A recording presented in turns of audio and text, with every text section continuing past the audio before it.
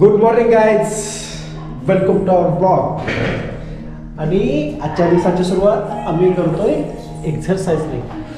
असं उन्हाचं मस्त चमक येतं, फ्लॅश लागत आहे तरी पण खिडकीमुळे थोडासा कमी आहे बघा. तितक्यामुळे एवढा मी गोरा दिसायला लागलो. थोडंसं असं केलं की कमी येते, थोडंसं असं केलं की असं असं. ओके ओके ठीक आहे. प्रियाश, आपल्याला आता काय करायचं आहे? व्यायाम करायचा आपल्याला. हां काय करायचं? बुर जायचं. आम्हाला बुर जायला खूप इंटरेस्ट आहे. बुर जायचं का व्यायाम करायचा आहे? व्यायाम करायचा ना. बरं इथे काय लागले सांग? काय लागले? काय लागले?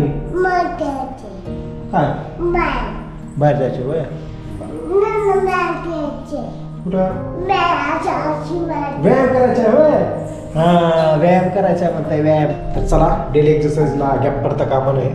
एक्सरसाइजला सुरुवात करू. Sorry ass DJ.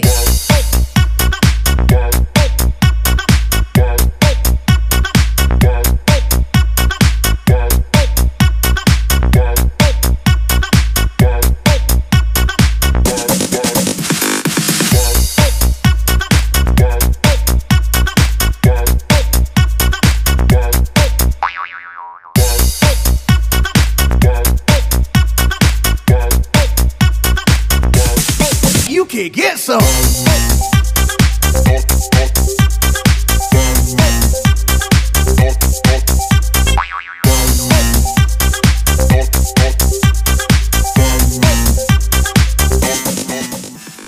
Exercise complete झाली.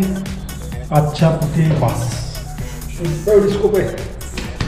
दम लागला. चला आता घाम आलाय आणि पूर्ण टेम्परेचर वाढलं असेल बॉडीचं, तोपर्यंत थंड पाण्याने मस्तपैकी आंघोळ करून. काय काय पाहिजे? काय पाहिजे तुला? ती निघत नाही, भूत्या चावते. पण डेली ब्लॉगिंग करण्याचा एक फायदा आहे आणि तो ॲक्च्युली मी आता विचार नव्हता केला, पण आता मला जाणवतोय. आपण जर डेली ब्लॉगिंग करत असेल तर आपले एका दिवसाची रुटीन जे आहे ते आपण तयार करत असतो. ह्या वेळेला हे गोष्ट करायची, त्या वेळेला ती गोष्ट करायची आणि ती गोष्ट आपण कमीत कमी व्हिडिओमध्ये टाकायची. याच्या तरी गोष्टीने आपण करत राहतो कंटिन्युअसली.